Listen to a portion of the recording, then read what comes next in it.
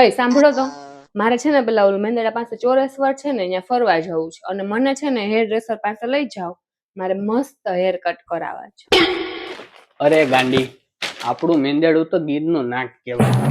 એમાં hair cut કરાવવા beauty પાર્લરમાં ન જવાનું. તો શું મારે પેલા વાણંદની દુકાને જવું? મારે તો લેટેસ્ટ સ્ટાઇલ જોઈએ છે. લેટેસ્ટ સ્ટાઇલ જોતી હોય ને સ્ટાઇલ મારી ગાડીની પાછળ બેસી જા. આપણે સાસણવાળી સીમમાં આટો મારી આવીએ. સિંહ ગર્જના કરશે ને તો તારા વાળ છે ને ઓટોમેટિક છે ને સ્પાઇક વાળા હેર કટ જેવા ઊભા થઈ ગયા હે. કોઈ કેમિકલની જરૂર નહીં પડે. તમે તો છે ને સાવ એવા ને એવા રહ્યા. ઓલી પાડોશ સવિતાને છે ને એનો વર જુનાગઢ ફેરવા લઈ ગયો અને તમે આ મેંદડાના ડેમ સુધી નથી લઈ ગયા. પેલી સવિતાને એનો ઘરવાળો એટલે જુનાગઢ લઈ ગયો કે એને ઉપરકોટ જોવું હતું. મારે તને ઉપરકોટ શું જોવરાવું? તે આખા ઘરને ઉપરકોટ જેવું જ બનાવી નાખ્યું છે. રોજ નવા નવા કાયદા ને રવા નવા હુકમ.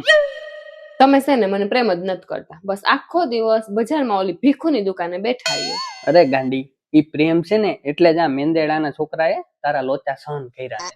બીજા ગામનો હોત ને તો ક્યારનો ઓલા ગિરનારમાં જઈને સાધુ બની ગયો હોત. સારું લ્યો, હવે બહુ ડાયા ન થાવ. હું ચા બનાવી દઉં છું અને સાંજે છે ને મને ઢોસા ખાવા લઈ જવી પડશે. સારું હાલો, ઢોસા ખાઈ લેવું. પણ હે ને વજન વધી જાય ને તો હે ને રોદડા નો રોતી. બાકી તને મેંદેડાથી ઠેઠ ગિરનાર ચડાવવા લઈ જાય.